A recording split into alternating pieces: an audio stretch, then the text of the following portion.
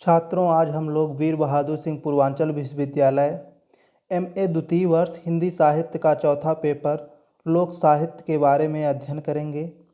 इसके पहले भी हम लोग 5 क्लास में लोक साहित्य पढ़ चुके हैं। आज यह 6वां क्लास होगा और इसके पहले जो वीर बहादुर सिंह पूर्वांचल विश्वविद्यालय MA द्वितीय वर्ष हिंदी साहित्य का तीसरा पेपर जो हिंदी साहित्य का इतिहास होता है उसको कंप्लीट पूरा 8 वीडियो में पढ़ चुके हैं। जो भी लोग देखना चाहते हैं, पढ़ना चाहते हैं, वो प्ले लिस्ट में दिया गया है, उसको पढ़ सकते हैं। तो आज की क्लास यहाँ से प्रारंभ करते हैं और प्रश्न है कि लोक साहित्य लोक संस्कृति का दर्पण है। इस कथन के संदर्भ में लोक साहित्य की समीक्षा कीजिए। अथवा लोक साहित्य में लोक सदैव जागृत रहता है एवं लोक भाव को लोक भाषा में प्रस्तुत करना उसकी अनिवार्यता होती है। इस कथन की समीक्षा कीजिए। उत्तर है मनुष्य की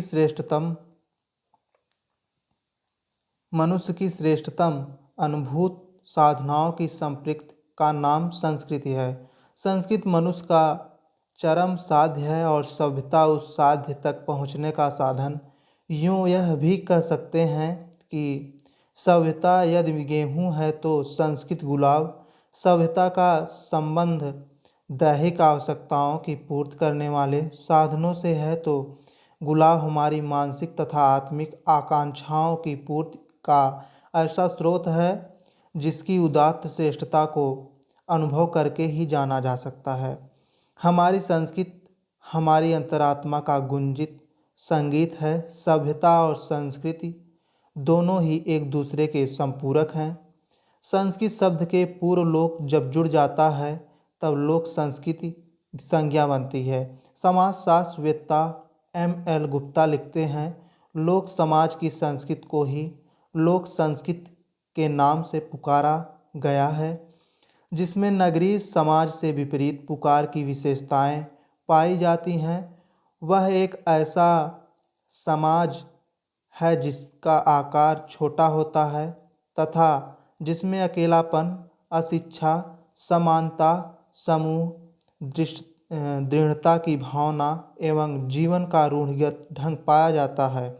ऐसे समाज की अन्य विशेषताओं के रूप में कानून का अभाव, परंपरागत प्रकार का व्यवहार जो प्रमुखता व्यक्तिक एवं आलोचना रहित होती है, परिवार तथा नातेदारी, समूह में लोगों के क्रियाकलापों में एकता, धर्म का प्रभाव, अर्थव्यवस्था का बाजार के बजाय परिस्थिति पर आधारित होना तथा बुद्धिजीवी वर्ग के चिंतन के अभाव आदि प्रमुख हैं। जॉर्ज एवं फोस्टर लिखते हैं, लोक संस्कृति को जीवन के अन्य सामान्य तरीके के रूप में देखा जा सकता है जो एक क्षेत्र विशेष में बहुत से गांवों, कस्बों तथा नगरों के कुछ या सभी लोगों की विशेषता के रूप में है और समाज के एक संगठित समूह में है जिसकी एक लोक संस्कृति है। लोक संस्कृति नगरीय संस्कृति से नितांत भिन्न है जो लिखित न होकर मौखिक परंपरा पर अधिक निर्भर है। इसलिए यह चिरंतन तथा शाश्वत है, कालजयी है। यह एक प्रकार से मौखिक संस्कृत परंपरा है। यह मौखिक तथा पीढ़ी दर पीढ़ी एक दूसरे को हस्तांतरित होती रहती है। यहाँ ज्ञान और कला के व्यवसायीकरण की संभावना बहुत ही कम होती है। लोक संस्कृति के अंतर्गत वे सभी देवी देवता, धार्मिक विधि विधान अथवा अनुष्ठान, विश्वास, ज्ञान, विज्ञान, कला, साहित्य, संगीत, कहावतें, मुहावरे, लोक गाथाएँ, नाटक आदि आते हैं जिनका प्रत्यक्ष रूप में कोई धर्म ग्रंथ या कोई अन्य ग्रंथ नहीं है। ये मौखिक रूप से पीढ़ी दर पीढ़ी हस्तांतरित होते रहते हैं। ग्रामीण क्षेत्रों में अनेक ऐसे देवी देवताओं की पूजा होती है और कई ऐसे त्यौहार मनाए जाते हैं जिनके फैलाव का क्षेत्र संपूर्ण भारतवर्ष है, जिनका उद्गम कोई न कोई अखिल भारतवर्षीय धर्म ग्रंथ है। ऐसे देवी देवता या त्यौहार संस्कृति की अभिजात परंपरा या दीर्घ परंपरा से संबंधित हैं, लेकिन साधारणतः प्रत्येक ग्राम में कुछ ऐसे देवी देवता, मेले, अनुष्ठान आदि भी होते हैं जो उस स्थान या विशेष क्षेत्र विशेष से संबंधित हैं तथा जिनका अभिजात संस्कृति से कोई प्रत्यक्ष संबंध नहीं पाया जाता। इस प्रकार लोक संस्कृति का एक स्थानीय स्वरूप देखा जा सकता है। लोक संस्कृति को मात्र स्थानीय अथवा सीमित क्षेत्र ही नहीं माना जा सकता, बल्कि इसका क्षेत्र अत्यंत ही व्यापक है। लोक संस्कृति का बाहरी अभियान भले ही भिन्न भिन्न लगता हो, लेकिन आंतरिक रूप से बहुत साम्य है। उदाहरणार्थ ग्राम देवता के विषय में यह कहा जा सकता है कि भारत के सभी गांवों के अपने अपने देवता होते हैं। एक विद्वान लिखते हैं, प्रत्येक ग्राम में कुछ ऐसे देवता पाए जाते हैं जो उस ग्राम विशेष के स्वयं के ही हैं, लेकिन यदि उनका तुलनात्मक दृष्टि से अध्ययन किया जाए तो मालूम पड़ेगा कि जनसाधारण के विश्वास और अनुष्ठान की प्रणालियाँ मौलिक रूप से करीब करीब संपूर्ण भारत में एक सी ही हैं। यद्यपि अभिजात धार्मिक प्रणालियों से कुछ मामलों में ये भिन्न भी हैं। लोक संस्कृति से संबंधित कुछ देवी देवता तो राष्ट्रव्यापी हैं, जैसे नाग देवता और शीतला माता की पूजा संपूर्ण भारत में जनता द्वारा की जाती हैं। इनके अलग अलग नाम और पूजा पद्धति प्रत्येक प्रांत में अलग हो सकती हैं। बलदेव उपाध्याय लोक संस्कृति के विषय में लिखते हैं, लोक संस्कृति शिष्ट संस्कृति की सहायक होती है। किसी देश के धार्मिक विश्वासों, अनुष्ठानों तथा क्रियाकलापों के पूर्ण परिचय के लिए दोनों संस्कृतियों में परस्पर सहयोग अपेक्षित रहता है। इस दृष्टि से अथर्ववेद ऋग्वेद का पूरक है। ये दोनों संहिताएं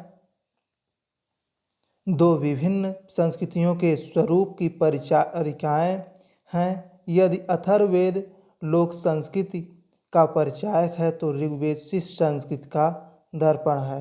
अथर्ववेद के विचारों का धरातल सामान्य जनजीवन है तो ऋग्वेद का विशिष्ट जनजीवन है। डॉक्टर कृष्णदेव उपाध्याय की मान्यता है, लोक संस्कृति से हमारा अभिप्राय जनसाधारण की उस संस्कृति से है जो अपनी प्रेरणा लोक से प्राप्त करती थी, जिसकी उच्च भूमि जनता थी। वैदिक कला से लोक संस्कृति के बीज प्राप्त हैं।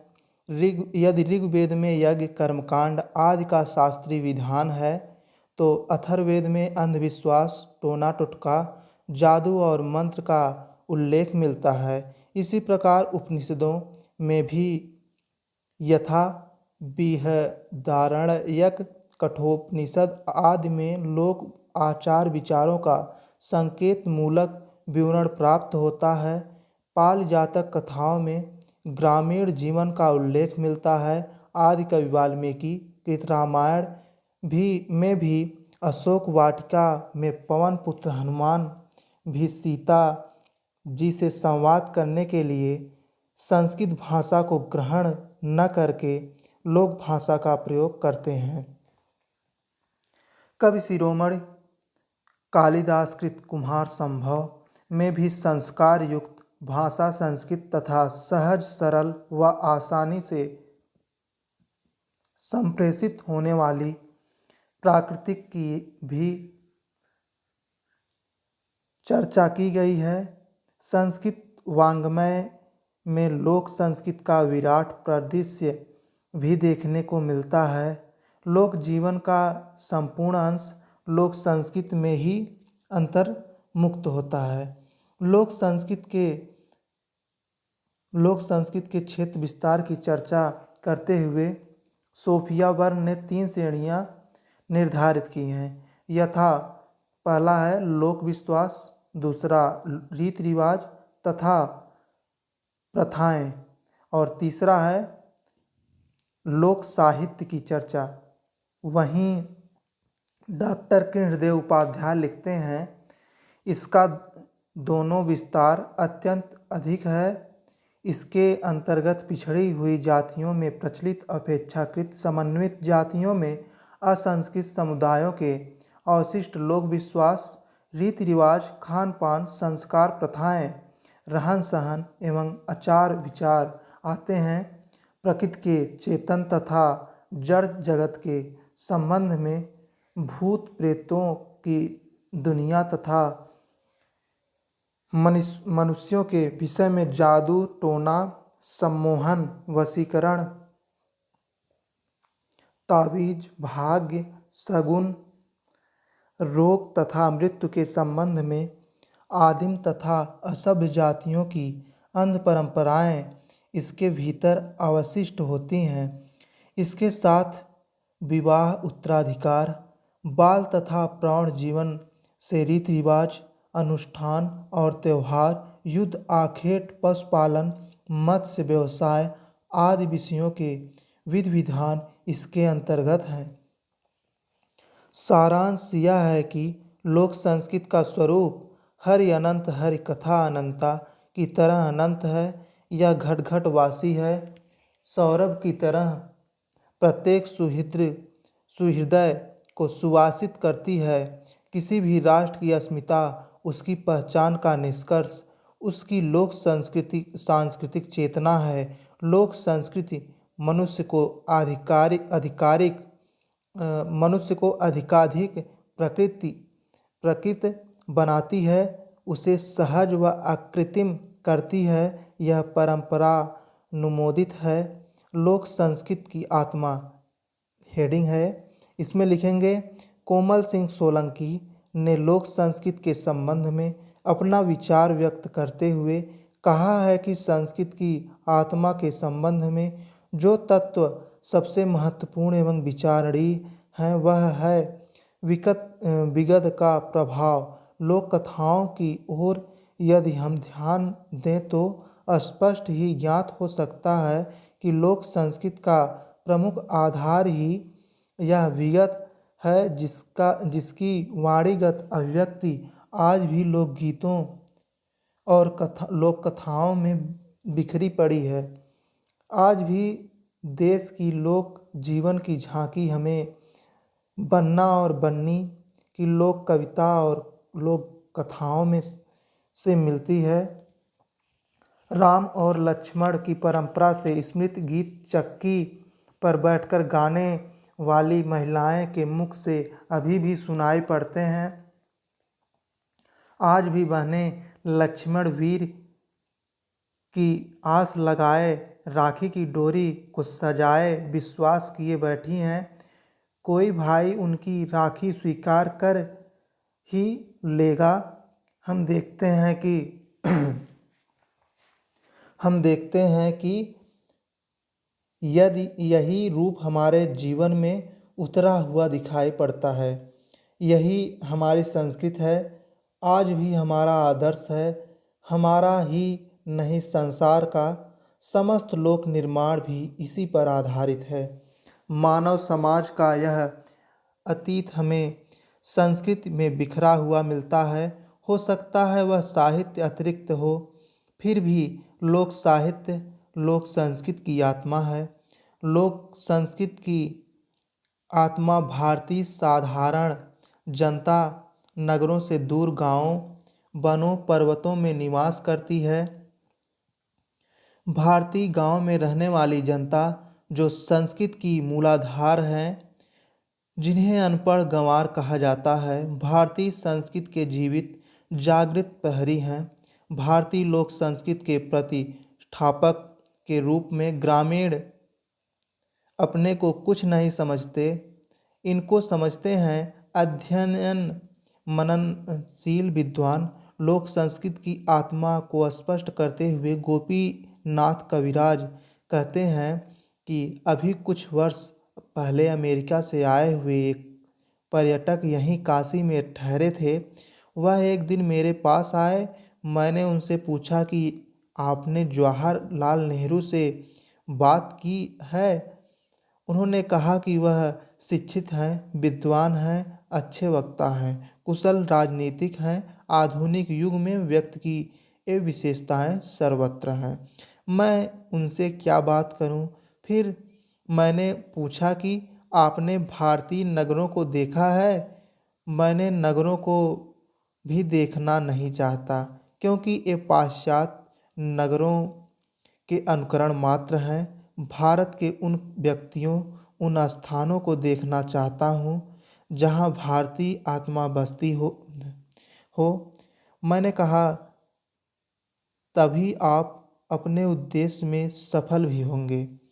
जब भारतीय लोक संस्कृति की आत्मा साधारण जनता के दर्शन करेंगे, जो ग्रामों गिरकंदराओं में निवास करती हुई भारतीय संस्कृति का संरक्षण कर रही हैं।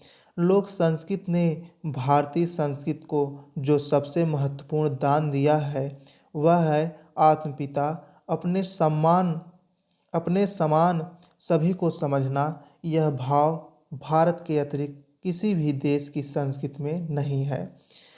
जिस देश के लोक साहित्य की आत्मा अधिक समृद्ध, व्यापक और अधिक स्वाभाविक होगी, उसकी संस्कृति उतनी ही समृद्ध, प्रशांत और अस्थायी होगी। साहित्य साधारण मानव के मस्तिष्क में जिस अज्ञात और स्वाभाविक रूप से घुला मिला रहता है, वही उसके दृश्य रूप सभ्यता में दृष्टिगोचर होता है। वास्तव में लोक संस्कृति की आत्मा विगत की धूमिल रेखाओं के साथ लोक की वाणी और विचारों, परंपराओं और विश्वासों के प्रति पनपती है। वही लोक साहित्य है जो जनजीवन के प्रत्येक रूप का प्रतिनिधित्व कर सकता है, जिसमें हमारे सुख दुख, उत्थान पतन की असंख्य भाव लहरियाँ घुल मिल चुकी हैं, जो संस्कृत से भिन्न अपना कोई अस्तित्व नहीं रखता और न संस्कृत का अस्तित्व साहित्य के बिना संभव है। उसके बाद प्रश्न है, लोकोक्त की सटीक परिभाषा दीजिए तथा यह बताइए कि वह मुहावरा से किस प्रकार भिन्न है। उत्तर है, लोक साहित्य की प्रमुख विधाओं के अतिरिक्त कुछ ऐसी भी छोटी मोटी विधाएं हैं जिसका अध्ययन अलग अलग नामों के अंतर्गत किया जाता है। लोकोक्त मुहावरे, पहेलियाँ, लोक तुक्का, खेल गीत आदि इसके अंतर्गत आते हैं। अध्ययनार्थ सुविधानुसार इन सबको प्रकीर्ण साहित्य के अंतर्गत सम्मिलित करते हैं। डॉक्टर कृष्णदेव उपाध्याय तथा डॉक्टर श्री राम शर्मा ने इन्हें प्रकीर्ण साहित्य की संज्ञा दी है। डॉक्टर कृष्णदेव उपाध्याय ने इन्हें लोक सुभाषित नाम से भी पुकारा है, किंतु यह नाम पूर्ण अर्थबोध कराने में असमर्थ है, क्योंकि लोक सुभाषित के अंतर्गत लोकोक्त, मुहावरे तथा पहेलियों को ही लिया जा सकता है। कुछ विद्वानों ने शिशुगीत को भी लोक सुभाषित के अंतर्गत सम्मिलित किया है, जो उचित प्रतीत नहीं होता। डॉक्टर मुक्तेश्वर तिवारी का यह आक्षेप कि प्रकीर्ण का शाब्दिक अर्थ लिया जाए तो बिखरा हुआ या फुटकर साहित्य से बोध होता है। ध्यानपूर्वक विचार किया जाए तो भोजपुरी का सारा साहित्य भी बिखरा हुआ है। अतएव पूरे लोक साहित्य के किसी एक वर्ग को प्रकीर्ण साहित्य मानकर चलना तर्कसंगत नहीं प्रतीत होता। तिवारी जी का यह कथन तर्कसंगत जरूर लगता है, किंतु लोकोक्त, मुहावरा, पहेलियाँ, लोक तुक्का तथा बालगीत आदि में काफ़ी समानता होने के कारण अध्ययनार्थ सुविधानुसार प्रकीर्ण साहित्य के अंतर्गत रखना अनुचित प्रतीत नहीं होता। परिभाषा विश्व के नीति साहित्य को लोकोक्ति एक प्रमुख अंग है। संपूर्ण विश्व में इसको महत्वपूर्ण स्थान प्राप्त है। सभी भाषाओं के शिष्ट साहित्य ने लोकोक्तियों को ग्रहण किया है। लोकोक्ति का शाब्दिक अर्थ है लोक की उक्ति। देखा जाए तो लोक गाथा, लोकगीत, लोकनाट्य आज सभी इसके रूप हो सकते हैं, किंतु लोकोक्ति प्रकीर्ण साहित्य के अंतर्गत कहावतों के अर्थ में रूढ़ हो गया है। संस्कृत में लोकोक्ति के अनेक समानार्थी शब्द पवाद, आभाणक, पायोवाद, लोकप्रवाद, लोकोकी, गाथा आदि प्रचलित हैं। लोकोक्ति को परिभाषित करते हुए डॉक्टर कृष्णदेव उपाध्याय ने लिखा है, लोकोक्ति अनुसिद्ध ज्ञान की निधि है। मानव ने युग युग से जिन तथ्यों का साक्षात्कार किया है उनका प्रकाशन इनके माध्यम से होता है। ये चिरकालीन अनुभूत ज्ञान के सूत्र हैं। समान रूप से चिरपरिचित तथा अनुभूत ज्ञान राशि का प्रकाशन इनका प्रधान उद्देश्य है। डॉक्टर वासुदेव शरण अग्रवाल ने लोकोक्ति की परिभाषा इस प्रकार दी है, लोकोक्ति मानवीय ज्ञान के चोखे और चुभते हुए सूत्र हैं। अनंत काल में धातुओं को तपाकर सूर्य राशि नाना प्रकार के रत्नों उपरत्नों का निर्माण करती हैं, जिनका आलोक सदा छिटकता रहता है। उसी प्रकार लोकोक्तियाँ मानवीय ज्ञान के घनीभूत रत्न हैं, जिनसे बुद्धि और अनुभव की किरणों से फूटने वाली ज्योति प्राप्त होती है। डॉक्टर दक्षिणामूर्ति ने इस प्रकार से परिभाषा दी है, कहावत सामान्य, संक्षिप्त, सारगर्भित और प्रभावशाली उक्ति है, जिसमें जीवन की अनुभूतियाँ स्पष्टतः झलकती हैं और जो परिस्थिति की अनुकूलता को दृष्टि में रखकर प्रयोग में लाई जाती हैं। लोकोक्ति की एक सर्वमान्य परिभाषा डॉक्टर मुक्तेश्वर तिवारी बेसुध ने दी है, जो इस प्रकार है, कहावतें लोक कंठों से मुखरित वे लोकोक्तियाँ हैं जिनमें युग युग से संचित मानव अनुभूतियों को सूत्रबद्ध किया गया है और वे किसी व्यक्ति विशेष की उक्ति न होकर सारे मानव समाज की उक्ति हैं। लोकोक्ति तथा मुहावरों में अंतर। लोकोक्तियाँ और मुहावरों का अध्ययन करने पर निम्नलिखित अंतर स्पष्ट देखा जा सकता है।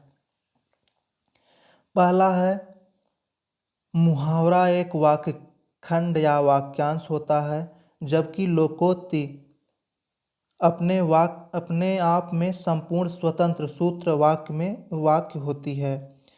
दूसरा, कोई भी मुहावरा जब तक किसी वाक्य में स्थान नहीं पाता उसका कोई महत्व नहीं होता है, जबकि कहावतों में ऐसा नहीं होता है। तीसरा है, अधिकांशतः मुहावरों के अंत में ना प्रत्यय होता है। यह मुहावरा की सबसे बड़ी पहचान होती है।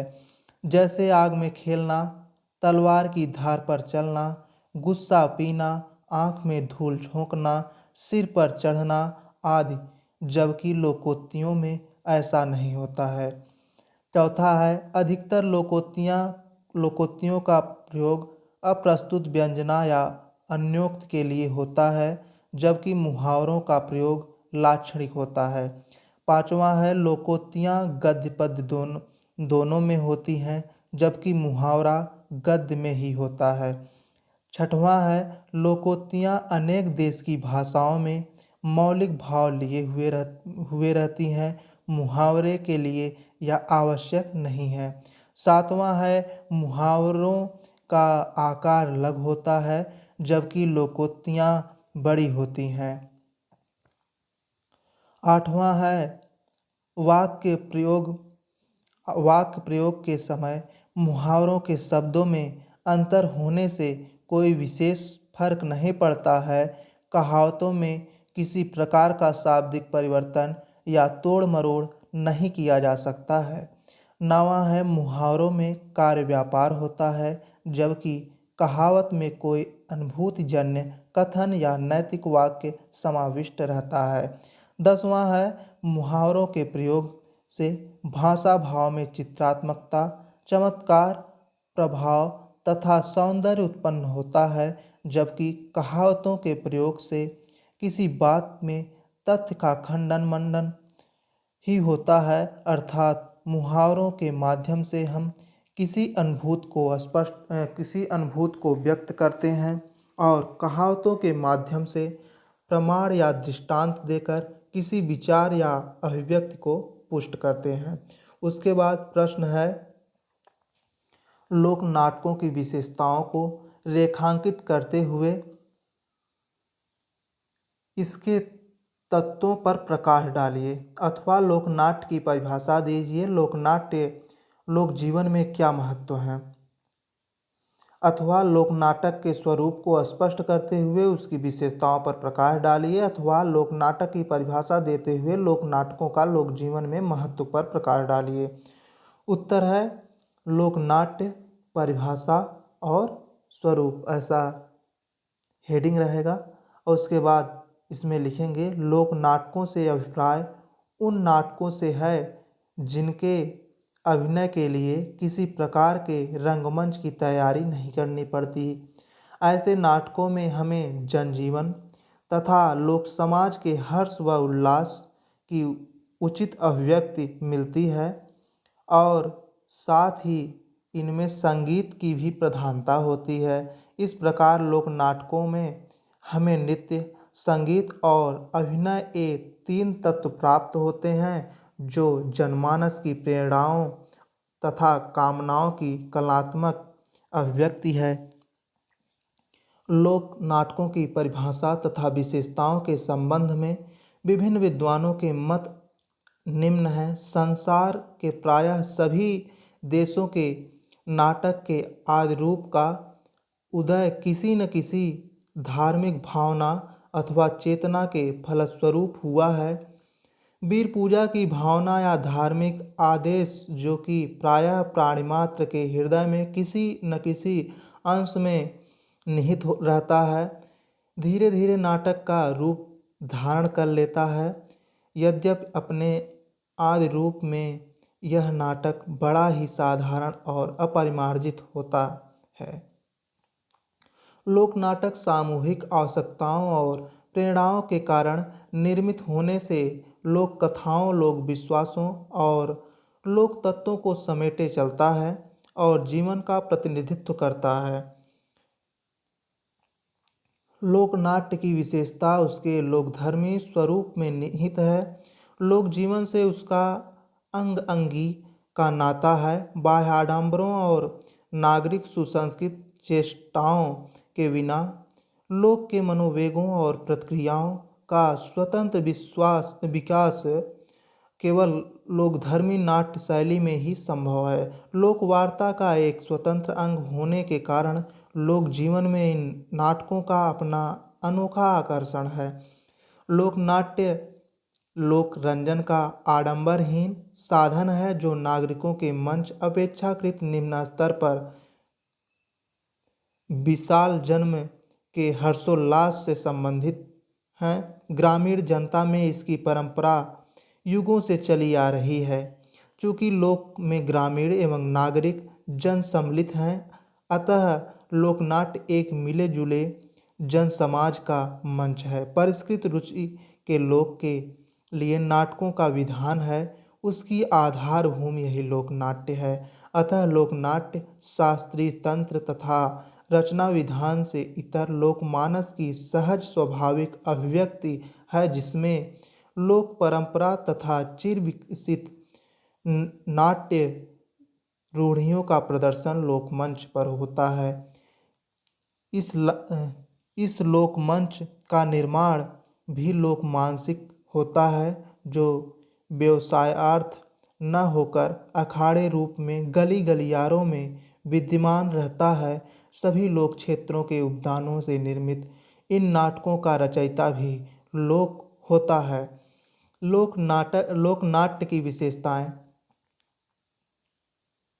डॉक्टर श्याम परमार ने लोक नाटकों की विशेषताओं पर विचार करते हुए लिखा है, युगों युगों से प्रचलित लोकनाट्य परंपरा का अपना स्वरूप विकसित होकर एक ऐसे ढंग पर आ गया है कि उसको रूढ़ कहा जा सकता है। इसलिए उसकी अपनी विशेषताएं भी क्रमशः उभर सकी हैं।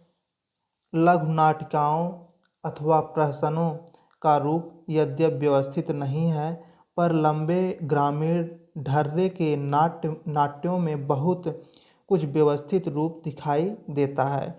उसका गठन त्रिधात्मक है, जिसमें अभिनय, नृत्य और गीत तीनों का संयोजित रूप से गुंफित है। शास्त्रसम्मत अभिनय के चारों अंगों में आहार्य और सात्विक को छोड़कर आंगिक और वाचिक का प्राधान्य लोकनाट्यों में द्रष्टव्य है। लोकनाट्य की विशेषता उसके लोकधर्मी स्वरूप में निहित है। लोकनाट्यों का लोक जीवन से इतना घनिष्ठ संबंध है कि लोक के प्रत्येक उत्सव, त्यौहार, मांगलिक अवसर एवं कार्यों के समय इनके अभिनय के बिना कार्यों तथा उत्सवों को संपन्न नहीं माना जाता। लोकनाट्यों की विशेषताएं निम्न हैं। पहला है कथानक। उसके बाद इसमें लिखेंगे, लोक नाटकों में विकृत कथानक ही अभिनीत किया जाता है। लोक नाटकों का कथानक पौराणिक, ऐतिहासिक तथा सामाजिक होता है। लोक नाट्यकार कथानक के किसी प्रकार के बंधन को स्वीकार नहीं करता। वह आवश्यकता पड़ने पर लोक कथा तथा कल्पना से भी काम लेता है। लोकनाट्यों में कथानक के दो रूप मिलते हैं। पहले वे जो मुख्य कथा के साथ रात देर तक चलते हैं, ऐसे कथानकों में घुमाव नहीं आता, परंतु छोटे छोटे प्रसंगों के द्वारा उनमें विस्तार होता जाता है। दूसरे वे हैं जिन्हें लघु प्रहसन कहा जाता है। इनमें लोकपरक अनुभूति और मनोरंजन का स्वरूप देखने को मिलता है। लोकनाट्यों का कथा प्रवाह शिथिल होता है। मध्य में लोक भावना के अनुरूप द्रुत गति अवश्य हो जाती है। कथा का शिल्प कौशल उतना परिष्कृत नहीं होता जितना शास्त्रीय नाटकों का। ऐतिहासिक एवं पौराणिक कथानकों से जनता पूर्ण परिचित रहती है। अतः लोकनाट्य के दर्शन कथानक के चमत्कारपूर्ण अंश या घटनाओं के कुतूहलपूर्ण उद्घाटन की अपेक्षा नहीं करते। उनका उद्देश्य रसानुभूति द्वारा दृष्टि प्राप्त करना होता है, न कि मनोरंजन। और दूसरा हेडिंग है पात्र। लोकनाट्य के पात्र अपनी स्थानीय विशेषताओं से संयुक्त होते हैं। ये पात्र एक विशिष्ट प्रकार के होते हैं जो समूह विशेष के प्रतिनिधि बनकर आते हैं। प्रायः अधिकांश पात्र समाजगत प्रवृत्तियों का चालक होता है। खूसट बुद्धा, सौत, ढोंगी साधु, कर्कशा स्त्रियां आदि ऐसे ही पात्र हैं। ऐतिहासिक एवं पौराणिक पात्रों में भी स्थानीय रंग अभिव्यक्त होता है। पात्र अपनी परंपरागत शैली के मंच पर अभिनय करते हैं, किंतु कोई भी यथार्थवादी शैली अपनाने का प्रयत्न नहीं करता। लोकनाट्यों का संपूर्ण आनंद उसकी परंपरागत शैली में निहित है। तीसरा है हेडिंग चरित्र। ऐतिहासिक एवं धार्मिक कथानकी लोकनाट्यों के चरित्र तो प्रायः जाने पहचाने होते हैं, अतः उनकी चरित्रगत विशेषताओं को लोकमंच पर स्थूल रूप में ही प्रस्तुत किया जाता है। उनमें सुसंस्कृत मानस को छूने वाले तत्व नहीं होते। सूक्ष्म भावनाएं केवल संवादों के माध्यम से ही हैं। दो के माध्यम से ही व्यक्त होती हैं। स्त्रियों के अभिनय के लिए भी पुरुष वेश ही धारण किया जाता है, अतः स्त्रियों के चरित्र चित्रण में लालित्य की कमी होती है। विदूषक हास परिहास के माध्यम से चरित्र के आंतरिक रहस्यों का उद्घाटन करता है। उसके बाद चौथा हेडिंग है अभिनय। इसमें लिखेंगे लोकनाट्यों में समूहगत अभिनय को महत्व दिया जाता है। इनमें व्यक्ति को किसी प्रकार का भी महत्व नहीं दिया जाता। समाज अथवा जात की भावनाएं ही संयुक्त अभिनय के द्वारा अभिव्यक्त होती हैं। नृत्य अभिनय का प्रमुख माध्यम होता है। नृत्य के ही हाव भाव का प्रमुख रूप से उपयोग किया जाता है। बिना बोले ही कुछ निश्चित एवं परिचित संकेतों से ही बात जनता को समझा दी जाती है। आवेगों की अभिव्यक्ति पद्यमय अधिक होती है, गद्य भी होता है तो अत्यंत ही सरल एवं सहज। अतः लोक नाट्यों के अभिनय में नृत्य मुद्राओं का ही अधिक उपयोग किया जाता है। पांचवा है रूप योजना तथा प्रसाधन। ये हेडिंग रहेगा। इसमें लिखेंगे लोकनाट्यों में सजीले प्रसाधन, अलंकार एवं चमकीले तथा भड़कीले वस्त्रों की आवश्यकता नहीं होती। कोयला, काजल, गेरू, सफेदा, मुर्दासिंगी आदि साधनों से मुंह को पोतकर और मुखौटा लगाकर पात्र रंगीन वस्त्र धारण कर मंच पर आते हैं। स्त्रियों के अभिनय में पुरुष पात्र स्त्रियोचित सभी अलंकारों को धारण करता है, मूछें छिपा लेता है और घूंघट काढ़ लेता है। पुरुष पात्र साधारण धोती, अंगरखा, घाघरा, छड़ी आदि का उपयोग करता है। इन्हीं उपादानों के द्वारा राजा फकीर आदि का संकेत दर्शकों को कराया जाता है। उसके बाद छठवां हेडिंग रहेगा इसमें संगीत योजना। लोकनाट्यों का प्राण संगीत है। हारमोनियम, नगाड़ा, ढोलक, मजीरे, करताल, चिकारा, सारंगी, बांसुरी आदि वाद्यों का उपयोग लोकनाट्यों में होता है। इन वाद्यों के सहारे अभिनेता अपने कंठ का माधुर्य प्रवाहित करने में अधिक समर्थ रहता है। संगीत की शैली के द्वारा ही लोकनाट्यों में आंचलिक का समावेश हो जाता है। संवादों में भी इसका उपयोग किया जाता है। आरंभ से लेकर अंत तक वाद्य लोकनाट्यों में बजते ही रहते हैं। सातवां हेडिंग है उद्देश्य। इसमें लिखेंगे लोकनाट्यों के उद्देश्य। लोक का मनोरंजन करना। लोकनाट्यों का उद्देश्य शिक्षा तथा उपदेश देना भी है, परंतु मूल उद्देश्य मनोरंजन करना ही है। मनोरंजन के साथ साथ लोक जीवन के रीति रिवाज, आचार विचार तथा उत्सव त्यौहार का प्रदर्शन करना भी लोकनाट्यों का उद्देश्य है। कुछ नाटक तो इसी उद्देश्य को लेकर लिखे जाते हैं। मिथिला के जट जाटनी संवाद इसका ज्वलंत उदाहरण है। हास्य को भी लोकनाट्यों का प्राण माना जाता है। हास्य के माध्यम से ही जनता का मनोरंजन विदूषक आदि पात्र करते हैं। आठवां है भाषा तथा संवाद। लोकनाट्यों की भाषा काव्यात्मक होती है। उसकी भावाभिव्यक्ति का माध्यम पद्य है। भाषा सरल, सहज तथा लोक जीवन की होती है। उर्दू और फारसी के शब्दों में मिश्रित हिंदी भाषा का प्रयोग तत्कालीन विशेषता थी। यही लोक भाषा थी जिनमें साधारणीकरण की पूर्ण क्षमता थी। संवाद भी प्रायः पद्यात्मक होते थे। बीच बीच में एक आध वाक्य गद्य में अवश्य आता है। शब्द योजना, वाक्य गठन अनपढ़ होता है। चमत्कार प्रदर्शन से अधिक कथन की बारीकियों पर अधिक ध्यान दिया जाता है। उसके बाद अगला प्रश्न है लोक कथा और लोक गाथा का अंतर स्पष्ट करते हुए उनकी विशेषताओं का उल्लेख कीजिए, अथवा लोक कथाओं की प्राचीन परंपरा का उल्लेख करते हुए उनकी मुख्य विशेषताओं पर प्रकाश डालिए। लोक कथा एवं लोक गाथा का स्वरूप निदर्शन करते हुए इनके परस्पर संबंधों की विवेचना कीजिए।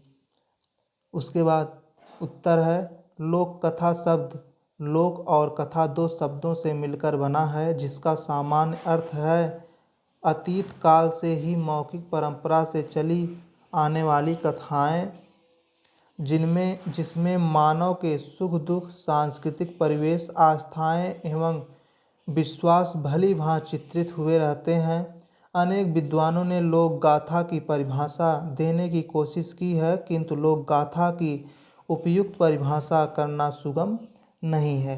लोक कथा की परिभाषा देते हुए डॉक्टर सत्येंद्र ने लिखा है, लोक में प्रचलित और परंपरा से चली आने वाली मूलतः मौखिक रूप से प्रचलित कहानियाँ लोक कहानियाँ कहलाती हैं।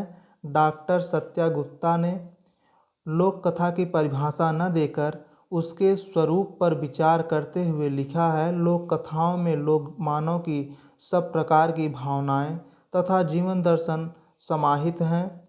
भूत जानने की जिज्ञासा, घटनाओं का सूत्र, कोमल व परुष भावनाएं, सामाजिक ऐतिहासिक परंपराएं, जीवन दर्शन के सूत्र सभी कुछ लोक कथा में मिल जाते हैं। लोक कथाओं की परंपरा। कथा शब्द सामान्यतः कहानी का पर्यायवाची है, किंतु अर्थ एवं प्रयोग की दृष्टि से दोनों में अंतर है। कथा शब्द का प्रयोग एक विशेष प्रकार की कहानी के लिए होता है। कहा जाता है कि रामायण की कथा हो रही है, इसी प्रकार महाभारत की कथा, सत्यनारायण की कथा, गणेश चतुर्थी की कथा आदि का प्रयोग आता है। इस प्रकार की कथाओं में मुख्यतः दो बातें समाविष्ट रहती हैं। पहला, निष्ठापूर्वक सुनने वाला कोई व्यक्ति या वर्ग हो तथा कहने वाला एक अन्य व्यक्ति होना चाहिए। दूसरा, श्रोतागण इससे लाभ करें श्रोतागण इससे धर्म लाभ करें। इन प्रयोगों से यह स्पष्ट है कि कथा कोई ऐसी वार्ता है जो किसी के द्वारा कहकर सुनाई जाती है और उसके सुनाने का धार्मिक अभिप्राय होता है। उससे सुनने वालों को धार्मिक संतोष प्राप्त होता है। लोक कथाओं की परंपरा अत्यंत प्राचीन है। इसका सर्जना केंद्र भारत है। वैदिक संहिताएं। सर्वप्रथम हमें वैदिक संहिताओं में ही कथाओं का उद्गम दिखाई पड़ता है। वैदिक साहित्य कथाओं से भरा पड़ा है। वेदों की एक एक ऋचाओं में संपूर्ण कथाएं उपलब्ध होती हैं। ब्राह्मण ग्रंथ हेडिंग है, इसमें लिखेंगे, इन ग्रंथों में कतिपय ऐसे संवाद या चरित्र आते हैं जिन्हें हम लोक कहानियों के आदिम चरण के रूप में स्वीकार कर सकते हैं। शतपथ ब्राह्मण में वर्णित पुरुरवा उर्वशी कथा तथा दधीच वृत्रासुर कथा नितांत प्रसिद्ध हैं। टांडय ब्राह्मण में भी चोहन सुकन्या तथा कथा उपलब्ध होती है। ऐतरेय ब्राह्मण में सुनह से आख्यान वर्णित है। उपनिषद काल में आकर कथाओं का कतिपय नया स्वरूप विकसित हो गया था। गार्गी याज्ञवल्क्य के मध्य होने वाला संवाद कथा कहने तथा सुनने का ही रूप है। इसी प्रकार सत्यकाम एवं जावाल के संवाद से भी कथाओं का रूप निखर आया है। यम नचिकेता की सुप्रसिद्ध तथा कठोपनिषद का मुख्य वर्ण विषय है, जिसमें नचिकेता ने अपनी विलक्षण प्रतिभा द्वारा यम से अमर बनने का साधन पूछा था। ये सभी कथाएं उपनिषद काल में आकर लौकिक धरातल पर आ गई हैं। पुराण। पुराणों में आकर कथाओं का समुचित विकास होने लगा। इसमें वैदिक सूत्रों पर आधारित विस्तृत आख्यानों की परंपरा मिलती है। यही कारण है कि पौराणिक वाङ्मय लोक कथाओं से परिपूर्ण है। अति प्राकृतिक तत्वों की विविधता, रोचक तत्वों का समावेश, कथाओं के कथानकों का विकसित रूप तथा चमत्कारिक प्रसंगों की योजना ही इन कथाओं की मुख्य विशेषता है। वैदिक और पुराण साहित्य के पश्चात लोक कथा परंपरावादी रूप को देखने के लिए लौकिक संस्कृत के कथा साहित्य का चिर ऋणी होना पड़ेगा। इस संबंध में डॉक्टर शंकर लाल यादव का निम्न कथन अवलोकनीय है। इसके अतिरिक्त संस्कृत में मिलने वाले आख्यान साहित्य का विश्व साहित्य में एक गौरवपूर्ण स्थान है। संस्कृत के ये आख्यान किसी प्रख्यात पौराणिक एवं ऐतिहासिक पात्र अथवा कथा वस्तु के आधार को लिए खड़े हैं। इन आख्यानों की पृष्ठभूमि में विशुद्ध कल्पना है। उनमें स्थान स्थान पर कौतूहल, घटना वैचित्र्य, हास्य विनोद, गंभीर द्वेष और काव्य रस भी मिलता है।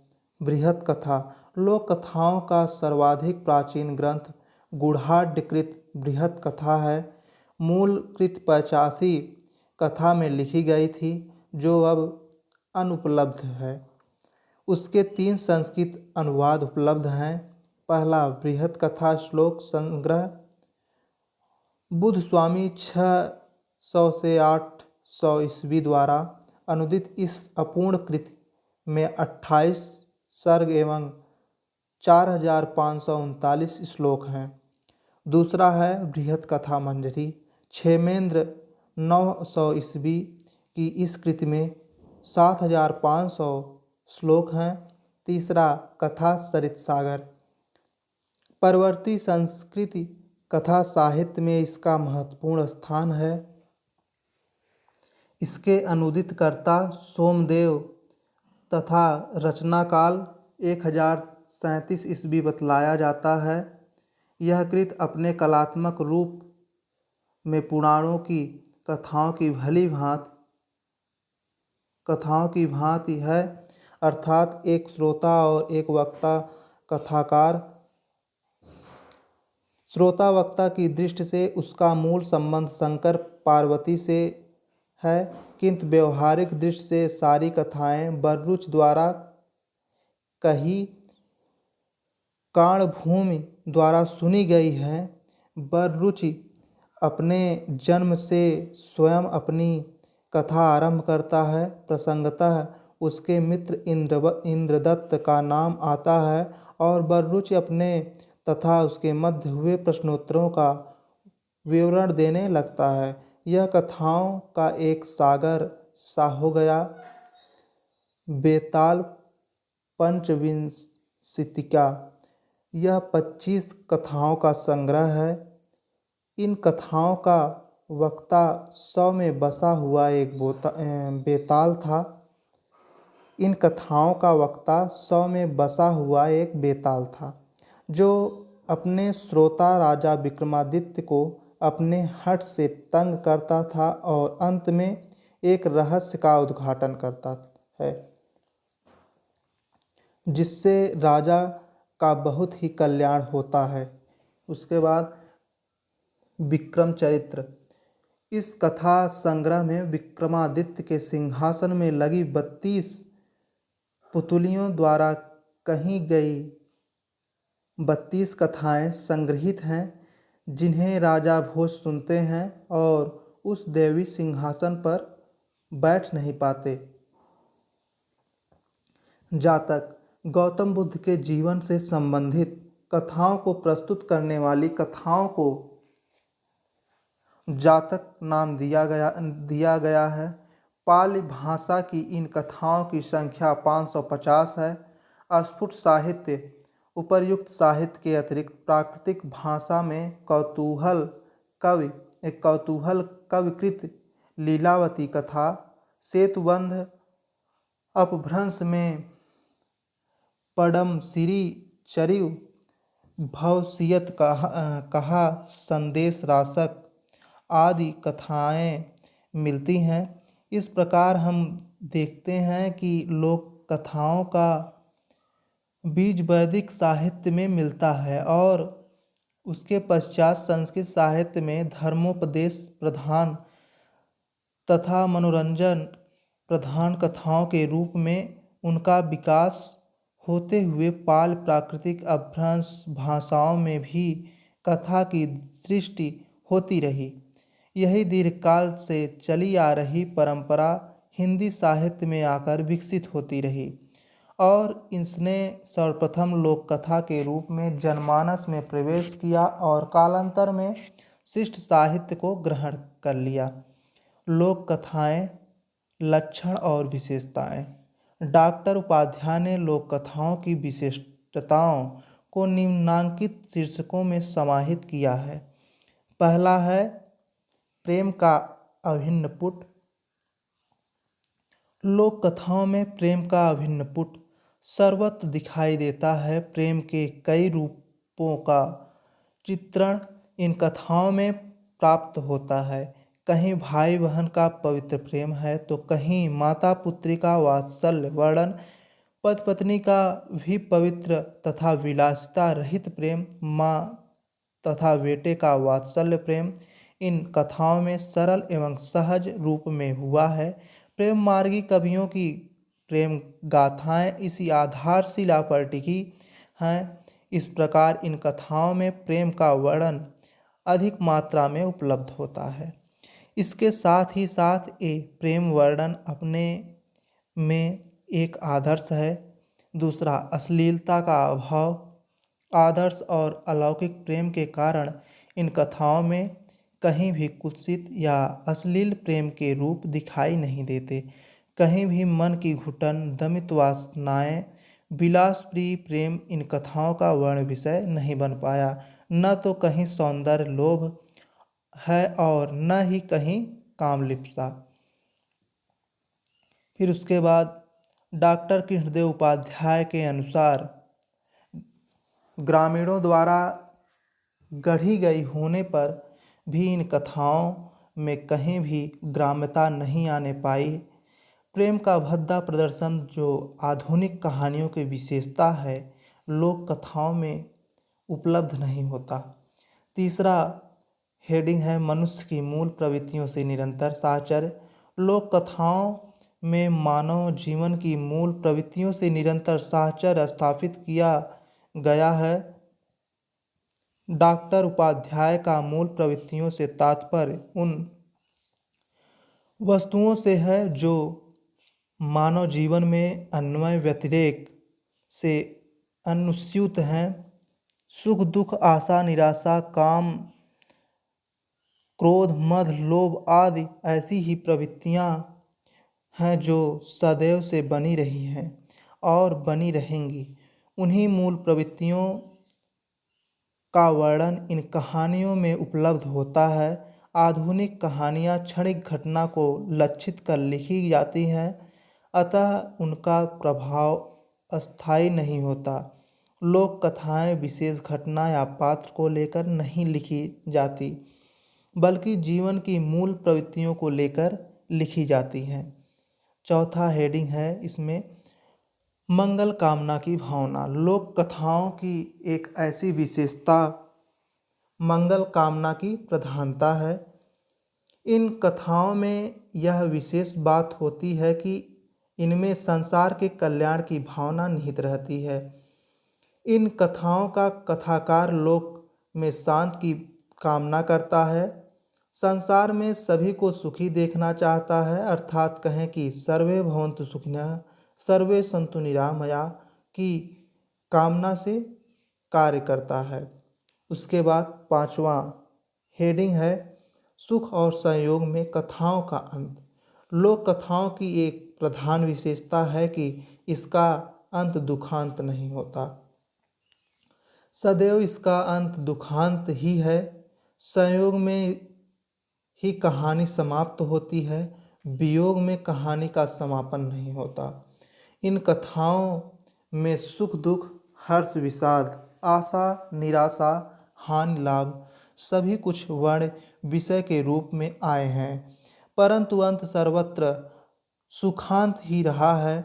भले ही इसके विकास या प्रारंभ के समय निराशा तथा दुख से कहानी भरी पड़ी हो, परंतु अंत में सुख और संयोग ही दिखाई देगा। प्रायः लोक कथा के अंत में एक वाक्य लिखा मिलता है, जैसे उसके सुख के दिन लौटे वैसे सबके लौटे।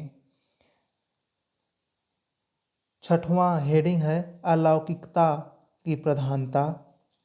कुछ लोक कथाओं में अलौकिकता की प्रधानता होती है। इन कथाओं का वर्णन वर्ण विषय भूत प्रेम प्रेत परी दानव अतिमानवीय शक्तियों से संबंधित रहस्य एवं रोमांच से पूर्ण रहता है। ऐसी कथाओं में अद्भुत रस की प्रधानता होती है। ये कथाएं पाठकों के आकर्षण तथा मनोरंजन का कारण बन जाती हैं। साधारण लोग ऐसी कथाओं को बड़े आनंद से सुनते हैं। छठवां है उत्सुकता की भावना। लोक कथाओं की एक मुख्य विशेषता यह है कि कथा में उत्सुकता की भावना बनी रहती है। श्रोताओं को उत्सुक बनाए रखने के लिए कथाओं में कौतूहल या जिज्ञासा का होना अत्यंत आवश्यक है। जिन कथाओं में ऐसा नहीं होता उनमें आकर्षण भी उत्पन्न नहीं हो पाता।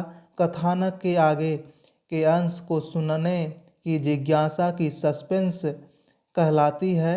ऐसा विशेषकर रूप कथाओं में दिखाई देता है। बार बार श्रोता यह जानने को उत्सुक रहता है कि आगे क्या हुआ।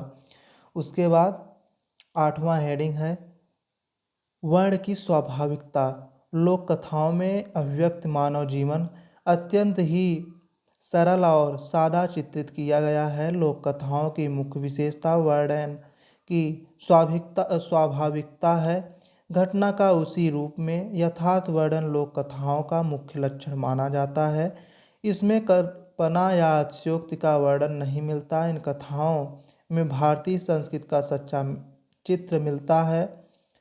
जबकि आधुनिक कहानियों में अतिरंजना की प्रवृत्ति है, वही इन कथाओं में प्रायः इसका अभाव है। उसके बाद प्रश्न है भोजपुरी लोक साहित्य की प्रमुख विशेषताओं का वर्णन कीजिए अथवा समकालीन भोजपुरी साहित्य की विशेषताओं को निर्देशित कीजिए अथवा भोजपुरी साहित्य की प्रमुख विशेषताओं पर प्रकाश डालिए। उत्तर में लिखेंगे भोजपुरी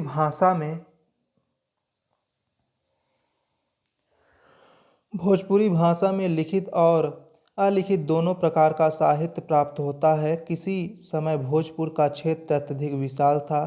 अधिकांश अवधि के क्षेत्र में भोजपुरी प्रचलित थी।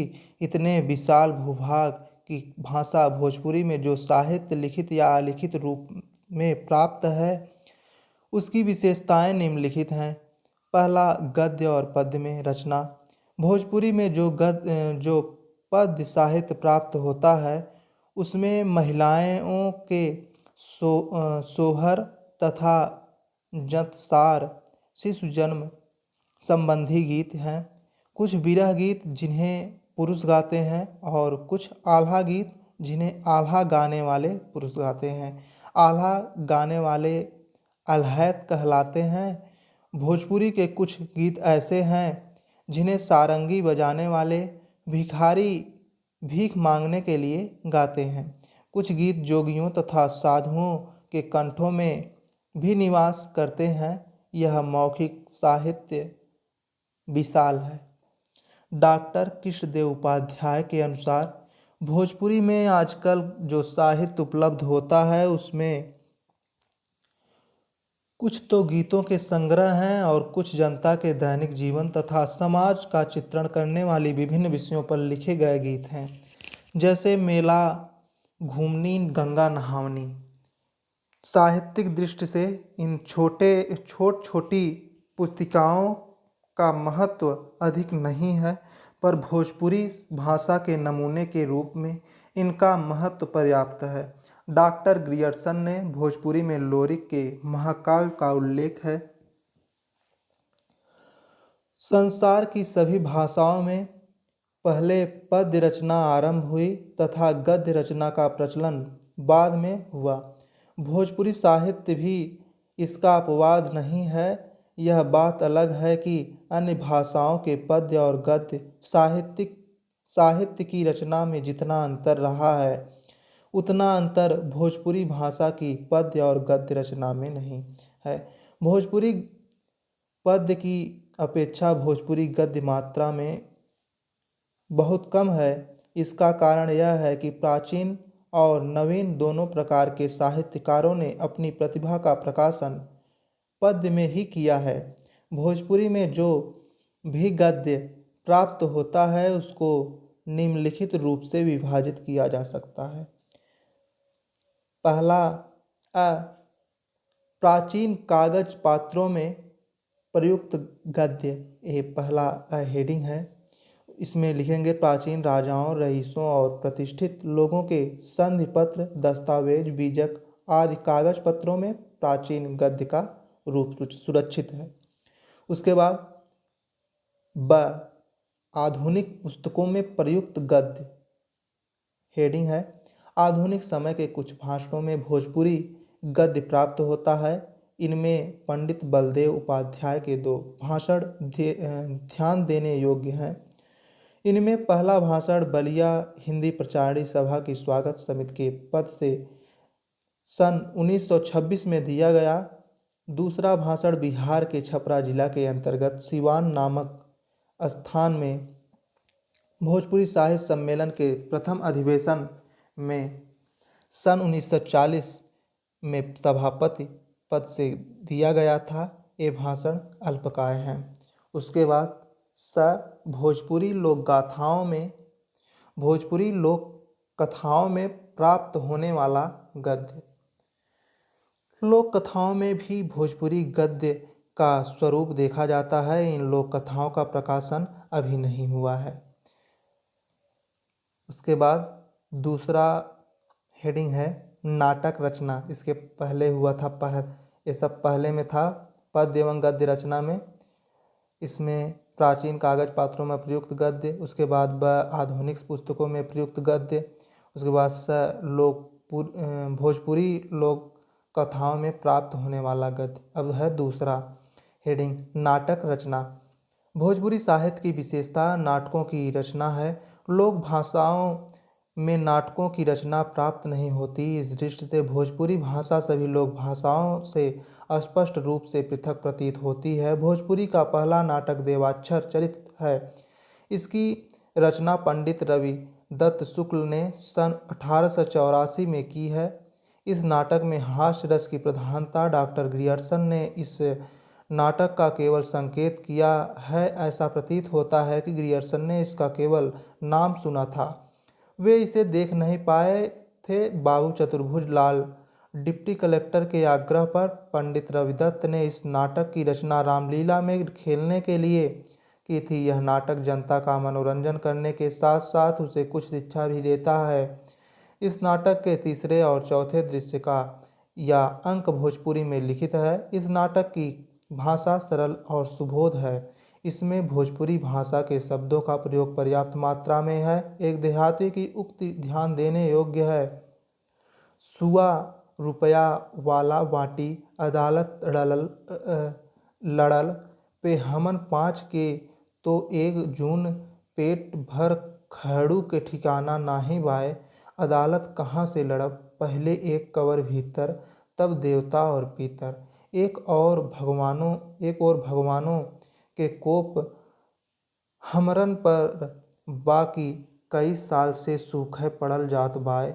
उ कहावत ठीक जान पड़ेला कि निबलन के देवों सतावेले।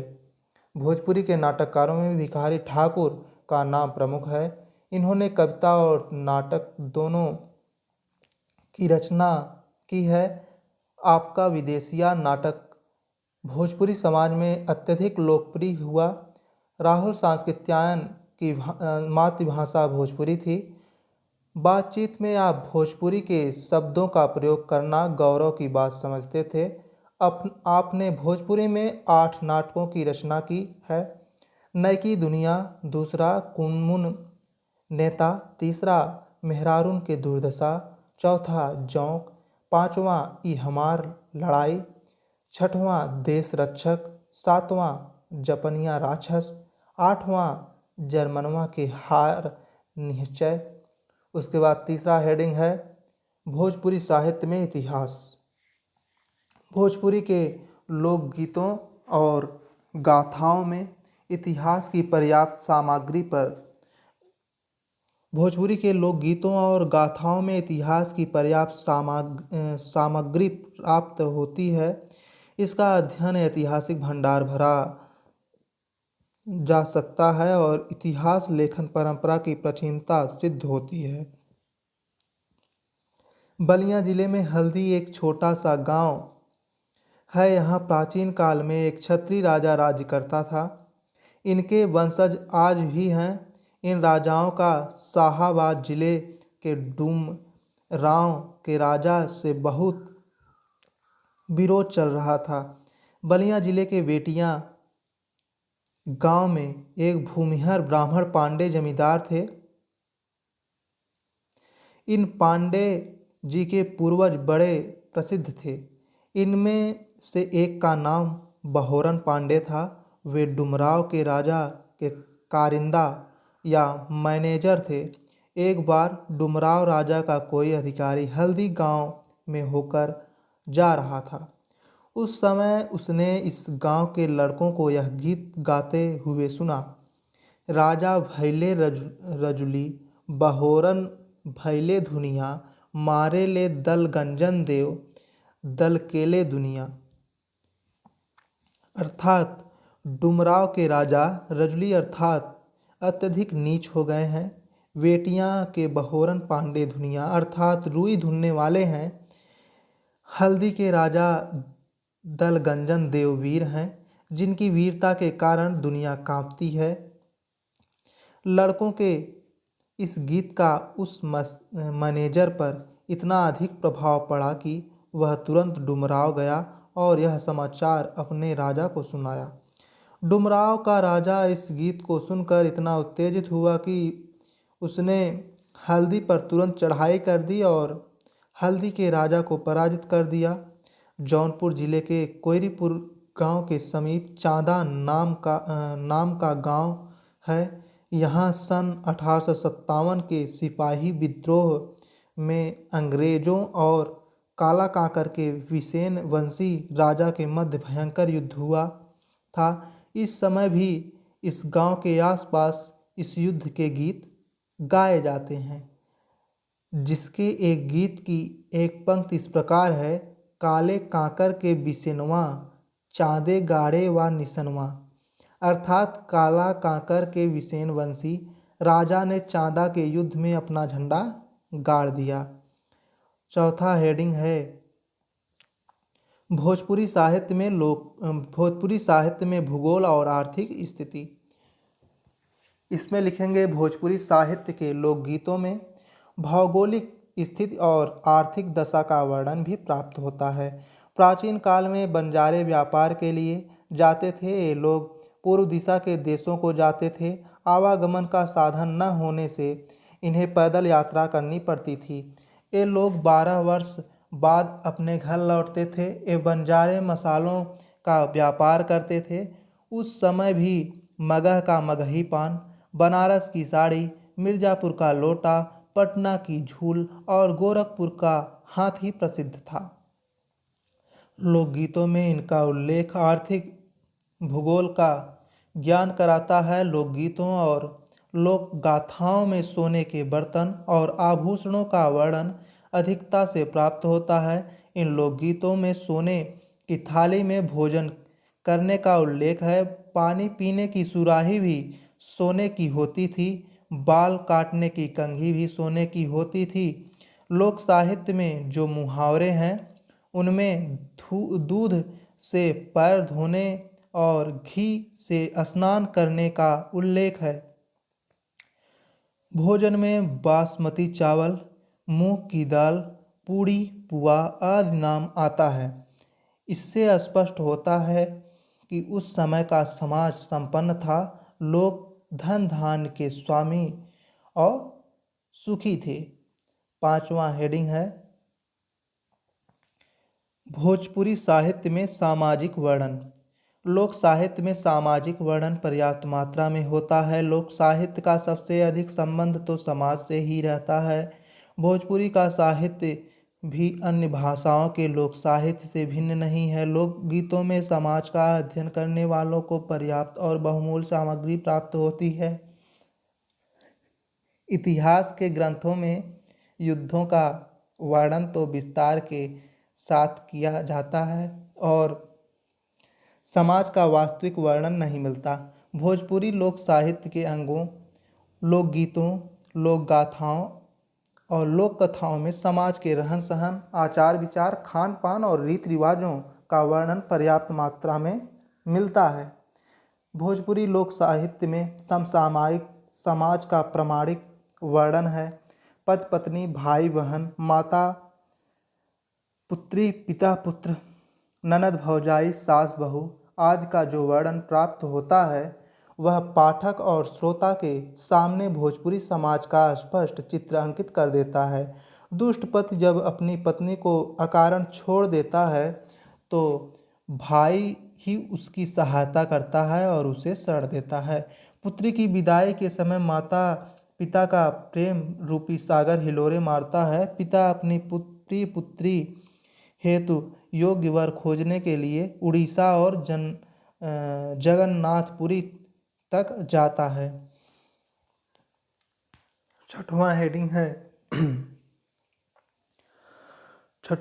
है भोजपुरी साहित्य में धार्मिक और पौराणिक संदर्भ। इसमें लिखेंगे भारत सदा से धर्म प्रधान देश रहा। आजकल के लोगों का विश्वास चाहे धर्म पर से उठता जा रहा हो, पर प्राचीन काल में लोग धर्म से संबंधित नियमों का कड़ाई से पालन करते थे। अन्य भाषाओं के लोक साहित्य के समान भोजपुरी लोक साहित्य भी प्राचीन काल की रचना है, जब लोग धर्म के नियमों का पालन श्रद्धापूर्वक करते थे। डॉक्टर कृष्णदेव उपाध्याय ने इस धार्मिक प्रवृत्ति को स्वीकार करते हुए लिखा है, धर्म संबंधी वस्तुओं का वर्णन भी लोक साहित्य में पाया जाता है। वडुआ, बिड़िया, भाई दूज और जीवतिया, जीवत पुत्रिका आदि व्रतों की कहानियों में अनेक उपदेशात्मक बातें भरी पड़ी हैं। समाज में विदुर नीति और कौटिल्य के नीति वचनों का प्रभाव भले ही न हो, परंतु इन कहानियों का असर अवश्य ही पड़ता है। अतः धर्म और नीति की शिक्षा के लिए लोक कथाओं का बड़ा महत्व है। लोकगीतों के अध्ययन से यह बात ज्ञात होती है कि उस समय शिव पूजा की प्रधानता थी। लोग शिव मंदिरों में पूजा के लिए जाया करते थे। साथ ही सूर्य पूजा का भी कुछ कम प्रचार न था। षष्ठी माता का व्रत वास्तव में सूर्य का ही व्रत है। उस दिन सूर्य भगवान को चढ़ाने के लिए जो पकवान पकाया जाता है, उस पर सूर्य के रथ का चित्र उत्कीर्ण रहता है। एक गीत में कोई स्त्री उदय होने के लिए सूर्य भगवान से प्रार्थना करती है जिससे अर्घ दिया जा सके। गंगा माता और तुलसी माता का उल्लेख इन गीतों में मिलता है। गंगा और तुलसी का स्थान हमारे धार्मिक जीवन में अत्यंत महत्वपूर्ण है। गंगा नहाना और तुलसी की पूजा करना ही आर्यों का प्रधान धार्मिक कृत्य है। सातवां हेडिंग है भोजपुरी साहित्य में नैतिक वर्णन। भोजपुरी लोक साहित्य में नैतिक स्थिति का जो वर्णन प्राप्त होता है वह भी लोकोत्तर और दिव्य है। भोजपुरी लोक साहित्य में नारियों के सतीत्व का जो वर्णन प्राप्त होता है वह प्रशंसनीय है। भारत की स्त्रियां सती धर्म का पालन करती हैं। सती शिरोमणि भगवती देवी ने तालाब में डूबकर मुगलों से अपने सतीत्व की रक्षा की। इसका वर्णन भोजपुरी लोक साहित्य में पाया जाता है। इस प्रकार चंदा देवी ने अपने सतीत्व को प्रमाणित करने के लिए अपना शरीर खौलते हुए तेल में डुबो दिया था। एक लोकगीत के अनुसार प्रदेश से धन कमाकर लौटते हुए पुरुष को कोई स्त्री मिली। पुरुष ने उसे सोना, मोती और रुपए देने का लालच देकर उससे विवाह का प्रस्ताव किया। स्त्री ने उत्तर दिया कि मैं विवाहित हूँ, तुम्हारे धन में आग लगा दूंगी। एक अन्य लोकगीत में कोई देवर अपनी भाभी से विवाह का प्रस्ताव करता है। इस पर वह सती नारी रोष में भर जाती है और देवर से कहती है, जब तुम्हारे भाई परदेश से आएंगे तो मैं तुम्हारी इस दुष्टता के दंड के रूप में तुम्हारी दोनों भुजाएं कटवा दूंगी। इस प्रकार स्पष्ट है कि भोजपुरी लोक साहित्य में अनेक विशेषताएं हैं। अपनी इन विशेषताओं के कारण ही भोजपुरी साहित्य का पूरे भारत में आदर किया जाता है। भोजपुरी साहित्य में सच्ची भारतीयता के दर्शन होते हैं। उसके बाद प्रश्न है, भोजपुरी की किसी लोक गाथा को संक्षेप में प्रस्तुत करके उसकी विशेषताओं पर प्रकाश डालिए। अथवा मूलतः भोजपुरी लोक गाथा न होने पर ही आल्हा को भोजपुरी अंचलों की एक प्रमुख लोक गाथा माना जाता है। उक्त कथनों की पुष्टि करते हुए आल्हा की प्रमुख विशेषताओं पर प्रकाश डालिए अथवा लोक गाथा की प्रमुख विशेषताओं का उल्लेख कीजिए। आल्हा का भोजपुरी वीर कथात्मक लोक गाथाओं में महत्वपूर्ण स्थान है। यद्यपि लोक गाथा मौलिक रूप से भोजपुरी अंचलों से संबद्ध नहीं है, फिर भी भोजपुरी प्रदेशों में इसका अत्यधिक प्रचार होने के कारण यह यहाँ के सामाजिक जीवन का अभिन्न भाग बन गया है। इसके भोजपुरी स्वरूप को देखकर आज कोई भी यह नहीं कह सकता कि यह वैश्वारी का रूपांतर है। आज जगनीकृत यह आल्हा खंड सर्वथा भोजपुरिया आल्हा बन गया है। आल्हा का उल्लेख हिंदी साहित्य में वीर गाथा काल के अंतर्गत होता है। इस वीर गाथा काल में प्रबंध काव्यों एवं महाकाव्यों के साथ साथ वीर गीतों की रचना भी प्रचुर मात्रा में हुई है। आल्हा लोक गाथा की रचना भी इन्हीं वीर गीतों के अंतर्गत हुई है। ऐसा माना जाता है, विद्वानों का यह निश्चित मत है कि आल्हा के समान ही और भी गीतों की रचना हुई होगी, परंतु जैसे जैसे भाटों एवं चारणों की संख्या कम होती गई, ये गीत भी काल के गाल में समा गए। परंतु अपनी ओजस्विता एवं लोकप्रियता के कारण आल्हा खंड बचा रहा। जिस तरह प्राचीन काल में अनेक लोक गाथाएं प्रचलित थीं, परंतु राम की आदर्शवादी लोक गाथा की सर्वप्रिय हुई और शेष समय के साथ समाप्त हो गई। यही बात आल्हा खंड के संबंध में भी सत्य प्रतीत होती है। कहा जाता है कि जब कोई गाथा चक्र का रूप ग्रहण कर लेती है तो भविष्य में महाकाव्य के जन्म लेने की संभावना हो जाती है, परंतु आल्हा खंड के संबंध में यह कथन सत्य नहीं प्रतीत होता, बल्कि वस्तु स्थिति इसके विपरीत प्रतीत होती है। कुछ विद्वानों का मत है कि सर्वप्रथम आल्हा महाकाव्य का सृजन आल्हा खंड या परमाल रासों के रूप में हुआ था, परंतु हस्तलिखित प्रत के उपलब्ध न होने के कारण और अपनी ओजस्वी वृत्ति के कारण यह काव्य पुनः लोक की ओर मुड़ चला और लोक गाथा के रूप में अमर हो गया। इस तथ्य से यह साबित हो जाता है कि कभी कभी लिखित महाकाव्य भी अपने मूल कलेवर को छोड़कर जनता के कंठ में विराजमान हो जाता है। आज यद्यपि आल्हा एक विशुद्ध लोक गाथा है, परंतु उसे लोक गाथात्मक महाकाव्य साबित करने के प्रयास किए जा रहे हैं। आल्हा खंड के जो प्रकाशित रूप बाजारों में उपलब्ध हैं, उनमें युद्ध की तालिका निम्न प्रकार से है। पृथ्वीराज तथा जयचंद के बीच संयोगिता स्वयंवर की लड़ाई। दूसरा, रतिभान की लड़ाई। तीसरा, महोबा की लड़ाई। चौथा, माड़ो की लड़ाई। पांचवा, अनूपी टोडरमल की लड़ाई। छठवां, सूरजमल की लड़ाई। सातवां, करिया की लड़ाई। आठवां, जाम्बो राजा की लड़ाई। नौवां, पारथ मलखान अथवा सिरपा की लड़ाई। 10वां, नैनागढ़ की लड़ाई। 11वां, पथरीगढ़ की लड़ाई। 12वां, सिरसा की पहली लड़ाई। 13वां, वैरीगढ़ की लड़ाई। 14वां, राजकुमारों की लड़ाई। 15वां, वीर शाह राजा की लड़ाई। 16वां, दिल्ली की लड़ाई। 17वां, दरवाजे की लड़ाई। 18वां, भड़वेतर की लड़ाई। 19वां, नरवरगढ़ की लड़ाई। नरवरगढ़ की लड़ाई और 20वां, इंदल हरण और 21वां,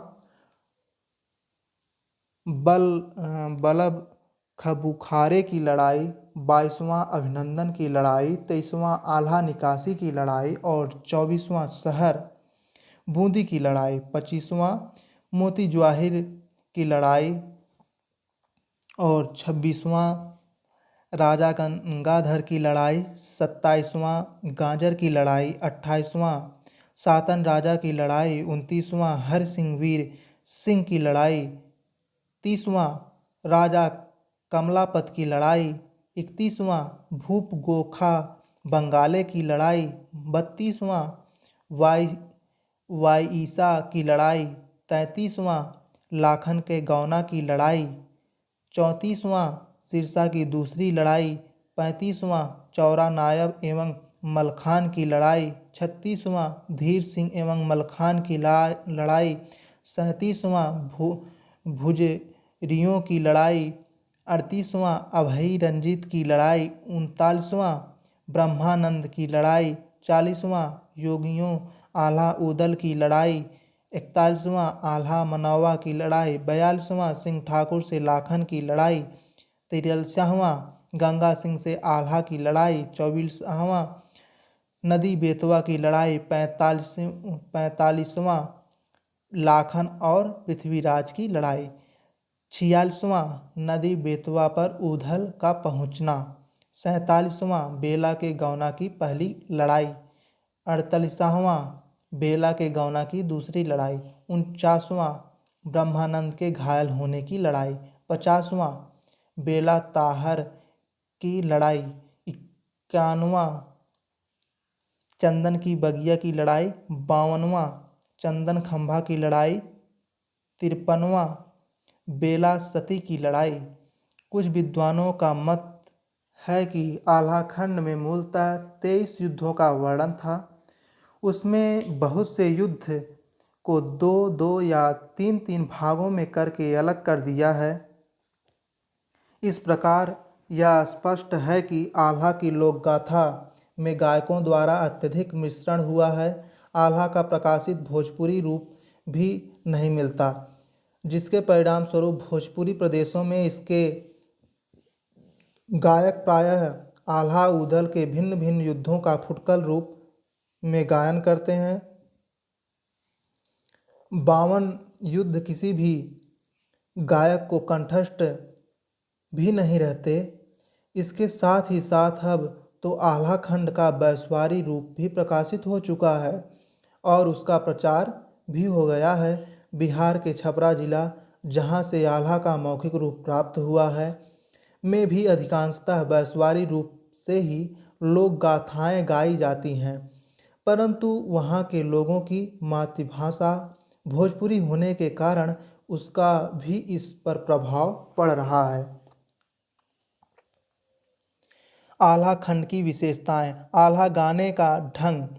यद्यपि आल्हा प्रत्येक ऋतु में गाए जाते हैं, परंतु वर्षा ऋतु में गायक लोग विशेष चाव से आल्हा गाते हैं।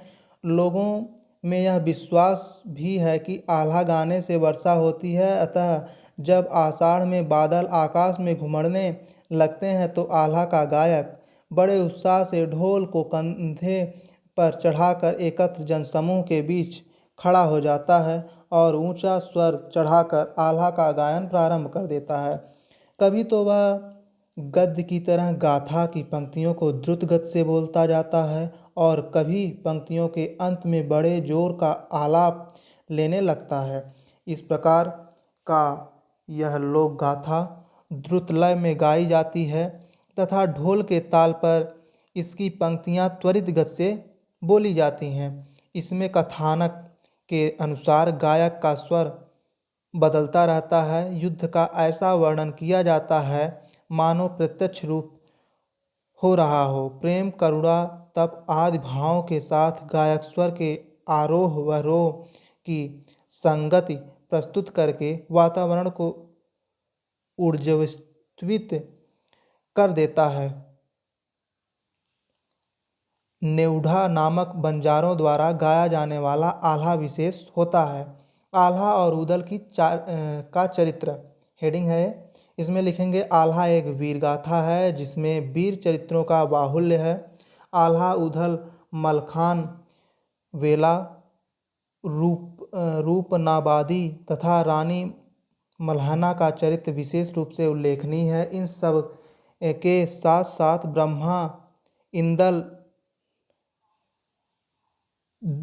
डबा का चरित्र भी प्रशंसनीय है।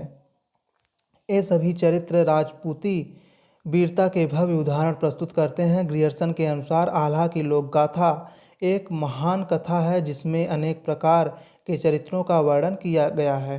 दुष्ट एवं ईर्ष्याल चरित्रों में माहिल का चरित्र विशेष रूप से उल्लेखनीय है। महिला इसी मल्हना का भाई है। ग्रियर्सन ने बेला के चरित्र की भूरि भूरि प्रशंसा की है। आल्हा खंड में बेला एक ऐसा चरित्र है जो सभी हृदयों में जौहर का अत्यंत महान एवं अनुपम चित्र एवं करुणा का भाव जागृत कर देता है। परंतु पर्युक्त सभी चरित्रों में आल्हा एवं ऊदल का चरित्र अत्यंत महान एवं सर्वव्यापक है। उदारता, स्वामी भक्ति एवं युद्ध कौशल उनके जीवन का प्रधान अंग है। ग्रियर्सन के मतानुसार वे भारतीय वीरता का आदर्श प्रस्तुत करते हैं जिसे धर्मवीर कहा जाता है। 12वीं सदी के उत्तरार्ध में जब देश में अराजक परिस्थितियों का बोलबाला था, ऐसे समय में दोनों वीरों ने अपने कर्तव्य से भारतीय वीरता की परंपरा को न केवल आगे बढ़ाया बल्कि उसे अक्षुण्य भी बनाए रखा। खड्ग की उनका जीवन साथी और जीवन की प्रत्येक समस्या का समाधान स्वाभिमान के लिए उत्सर्ग ही उनका मूल मंत्र था। 12 बरिस लय कुकर जिए 12 बरिस लय कुकर जिए और 13 लय जिए सियार 20-18 छत्री जिए आगे जीवन को धिक्कार। आल्हा खंड की उक्त पंक्तियों से यह स्पष्ट है कि वीरत्व की भावना इन वीरों में कूट कूट कर भरी थी। आल्हा ऊदल का प्रेम भी उनकी वीरता के लिए उपयुक्त था, परंतु इस लोक गाथा में उनके प्रेमी चरित्र को कम दर्शाया गया है। यद्यपि ऊदल के चरित्र में पर्याप्त रसिकता है। उदाहरण के लिए नरवरगढ़ की लड़ाई में ऊदल का फुलवा से मिलन, ऊदल द्वारा स्त्री वेश का धारण किया जाना तथा फुलवा के प्रेम में उसकी व्याकुलता उसके चरित्र के प्रेम में प्रधान अंग हैं। फुलवा ऊदल के साथ भाग चलने की कहानी थी, परंतु ऊदल को कायरता पसंद नहीं थी। खड्ग के बल पर सबके सम्मुख विवाह करके वह उसे डोले में बिठाकर ले गया।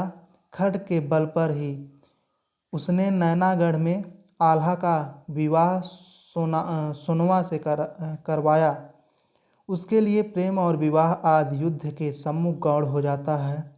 खड्ग ही उनके अन्य कार्यों की भांति विवाह का भी साधन था।